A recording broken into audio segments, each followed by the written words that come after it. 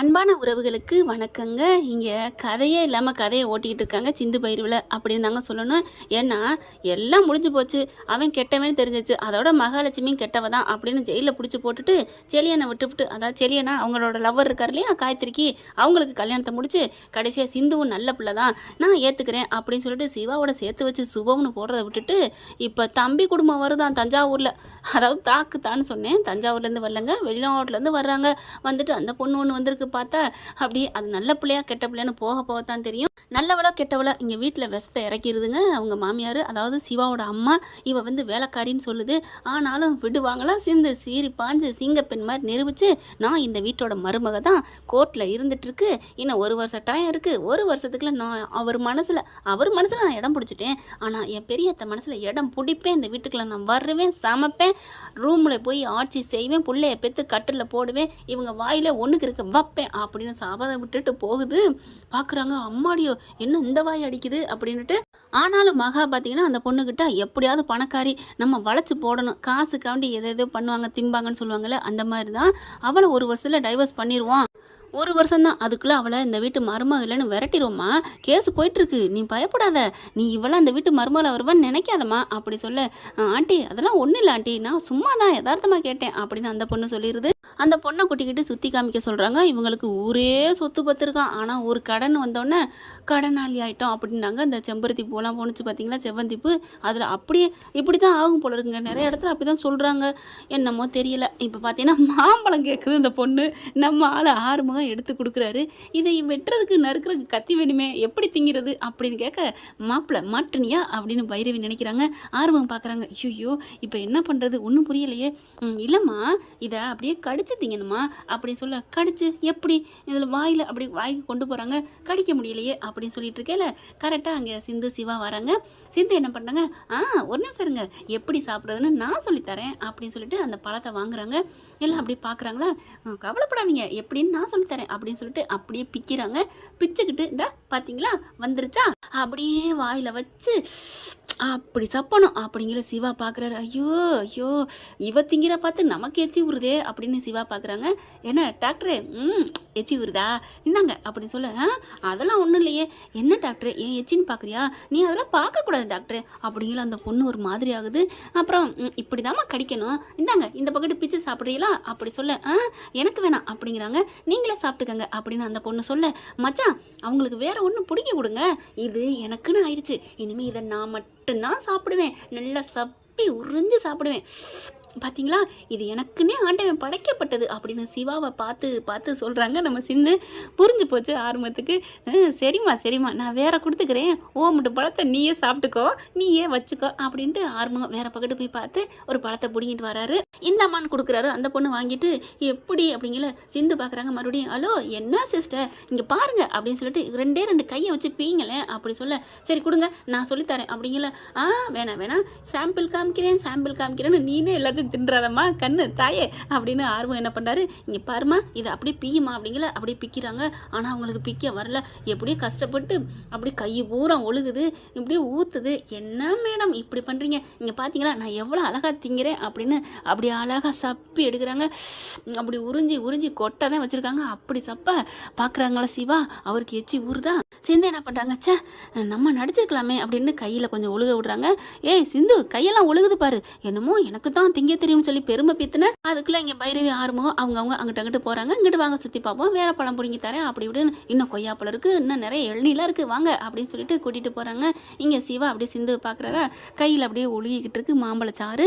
பார்க்குறாங்க, டாக்டரே இப்படிலாம் நீ சொல்லக்கூடாது டாக்டரே, இப்போ நான் என்ன சொன்னேன் சொல்லக்கூடாதுன்னு சொல்கிறேன் அப்படின்னு சிவா கேட்க, ஆமாம் இப்படி அத்திங்கிறது அப்படியே வலிச்சு சாப்பிடணும்னு சொல்கிறியே டாக்டர், இப்போ பொண்டாட்டி தானே நீ புருஷன் தானே, இப்போ என்ன பண்ணியிருக்கணும், இந்நேரம் உன் கையில் வடிஞ்சிச்சுன்னா நான் என்ன பண்ணியிருப்பேன் தெரியுமா அப்படி சொல்ல, என்ன பண்ணியிருப்பேன் என்ன பண்ணியிருப்பேன் இந்த பொடி டாக்டர் அப்படின்னு பழத்தை கொண்டு அதில் வைக்க, அப்படியே அந்த கொட்டையில் இருக்குது கொஞ்சோண்டு சாறு இருக்குது, அதை அப்படியே வடிஞ்சு கீழே விடுறாங்க. இப்போ உன் கையில் வடிஞ்சிருச்சா டாக்டர், ஆமாம் வடிஞ்சிருச்சு, இப்போ பாரு டாக்டர் நான் என்ன பண்ணுறேன்னு அப்படின்னு நாக்கால அப்படி கீழேருந்து வலிச்சுனாக்கா அப்படியே சிவாவுக்கு ஒரு மாதிரி ஆகுது. என்ன கூச்சமாக இருக்குது, கையை அப்படியே விளக்குறாரு. நில்லு டாக்டர் அப்படின்னு சொல்லிட்டு சூப்பராக ஒன்றும் இல்லாமல் வலிச்சு நிற்கிறாங்க எல்லாத்தையுமே. இப்படி சாப்பிடணும் டாக்டர் அப்படின்னு நீ சொல்லணும், சொன்னால் தான் டாக்டர் கரெக்டாக இருக்கும். அதை விட்டுட்டு நீ தின்னு அப்படி தின்னு இப்படி தின்னு சொல்லக்கூடாது, சாம்பிளாக அப்படி நடந்துக்கணும் அப்படி சொல்ல அப்படியே பார்க்குறாரு. உனக்கு இருக்கிற திறமை எனக்கு இருக்காதுமா, போ டாக்டர், நீலாம் யார் டாக்டர்னு படிச்சியோ, யார் உனக்கு பட்டம் கொடுத்தாங்களோ தெரியவே இல்லை, கூமுட்டைங்களாம் இருக்காங்க. ஆமாம் நாங்கள் கூமுட்டை தான், நீங்கள் அறிவாளி ஐபிஎஸ் தான் அப்படி சொல்ல. என்ன டாக்டர் ஐபிஎஸ்லாம் எனக்கு தெரியாதா என்ன, நானும் ஐபிஎஸ் படித்தவ தான். என்னது ஐபிஎஸ் படிச்சியா, எப்போ படித்தா? இப்போ தான் ஐபிஎஸ் படித்தேன் அப்படிங்கல. ஏங்கிட்டே வா அப்படின்னு காதை பிடிச்சி திருகிறாரு. அதுக்கப்புறம் ஐயோ டாக்டரே விடு விடு டாக்டர்னு ஓடுறாங்க. இங்கே எல்லாத்தையும் சுற்றி பார்த்துட்டு இருக்காங்க. கரெக்டாக சூறாவளி காற்று அடிக்குதுங்க. அந்த பொண்ணு வந்திருக்குல்ல மாமா பொண்ணு, அது கண்ணில் பட்டுருது. காற்று கண்ணில் பட்டுருச்சு மண்ணு அப்படின்னு சொல்லி துடிக்கிறாங்க. ஐயோ அப்படின்னு சொல்லிட்டு இதை எப்படியாவது எடுத்து விடுங்களேன்னு கண்ணை பிடிச்சி தேய்க்கிறாங்களா. பைரவி பார்க்குது. ஆர்மோ ஐயோன்னு ஓட அப்படின்னு சொல்லி மிரட்டுறாங்க. ஆஹா நம்ம ஆளுக்கு பொறாம வருதே, அடுத்த பொண்ணை தொடப்புறேன்னு மிரட்டுறாளே.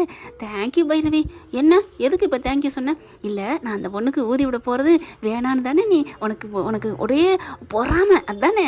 ஹலோ நான் ஒன்றும் பொறாமப்படலை, அங்கே பாரு அப்படின்னு சொல்ல பார்த்தா சிவா கிட்டக்க நிற்கிறாங்க. ஓ இவன் வந்துட்டானா, ச்சே நான் கூட ஒரு வேலை பொண்டாட்டி பொறாமையில தான் தடுத்துட்டாலோன்னு நினச்சேன் அப்படின்னு நினைக்க வாய்ப்பில்லை ராஜா, வாய்ப்பில்லை. அப்போலாம் நான் நினைக்கவே மாட்டேன். நீ இந்த பொண்ணுக்குள்ள ஒத்த கண்ணுக்குள்ள மொத்த கண்ணுகளுக்கு நீ போய் கண்ணில் ஊதி விட்டாலும் சரி, கண்ணுக்குள்ளே நீ கொடுத்தனம் பண்ணாலும் சரி, நான் ஒன்றும் கண்டுக்க மாட்டேடா பேப்பல அப்படிங்கிற மாதிரி போகிறாங்க.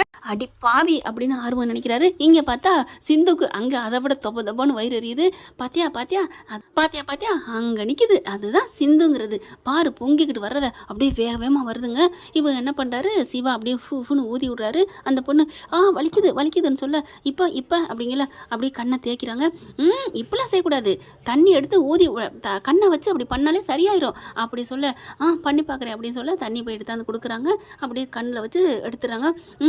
ஓகே ஆயிடுச்சு அப்படின்னு சொல்ல ஓகே தானே ஓகே அப்படின்னு அங்கிட்டு போயிடுறாங்க. அங்கிட்டு சுற்றி பார்க்குறாங்க. சிந்து பார்க்குது, இப்படி பொறாமையில் பொங்குது. பார்க்குறாரு சிவா, என்ன எனக்கு பொறாமையாக இருக்குது, படி அப்படின்னு சொல்லிட்டு அங்கிட்டு போகிறாங்க. அடுத்து சிந்துவோட மாஸ்டர் பிளான் என்ன பண்ணுறாங்க, கொடுக்காப்புளி மரம் இருக்குங்க, அதில் வந்து இந்த பழம் சூப்பராக இருக்கும், பறித்து தரட்டா அப்படி சொல்ல அப்படிங்கிறாங்க. அதை பறிக்கிறாங்க. அதோட பூக்கள், அதாவது விதைகள் பூ அப்படிலாம் இருக்கு இல்லையா, விதை இல்லைங்க பூ. அந்த பூ வந்து சின்ன சின்னதாக குட்டி குட்டியாக இருக்கும். அது உதிருதுங்க. உதிரையில் அவங்கவுங்களுக்கு தலையில் படுது. சிந்து கண்ணில் அப்படி லைட்டாக படுதோ இல்லையோ, ஐயோ அம்மா அப்படின்னு சொல்கிறாங்க. என்னாச்சு சிந்து அப்படின்னு எல்லாரும் பதறாங்க. கண்ணில் தூசி பட்டுருச்சு அப்படின்னு சொல்லிட்டு பூ விழுந்துருச்சு அப்படின்னு துடிக்கிறாங்க, கத்துறாங்க நம்ம சிந்து. உடனே சிவா பார்க்குறாரு. என்னாச்சு இரு பொறுமை அப்படிங்கிறாங்க. ஊதி விடு டாக்டரை ஊதி விடு அப்படின்னு சொன்னோன்னே அப்படியே நடிக்கிறாடியே அப்படின்னு பார்க்குறாங்க. சிந்து உண்மையை சொல்லு, இங்கே பைரவி ஆர்வம் எல்லாரும் தவிக்கிறாங்க. என்னாச்சுமான்னு இந்த கொடுக்காப்புலிலேருந்து வர பூ என் கண்ணில் பட்டுச்சு அப்படின்னு ஒத்த கையை மூடிக்கிட்டேன். டாக்டரை ஊதி விடு டாக்டரை அப்படி சொல்ல நான் வேணா ஊதி விட்டுமா அப்படின்னு ஆர்வம் சொல்ல போயில அப்படி பார்க்குறாங்களா. சரி நீ ஒன்றும் சொல்ல போகிறதில்ல, விடு அப்படிங்கிறாங்க.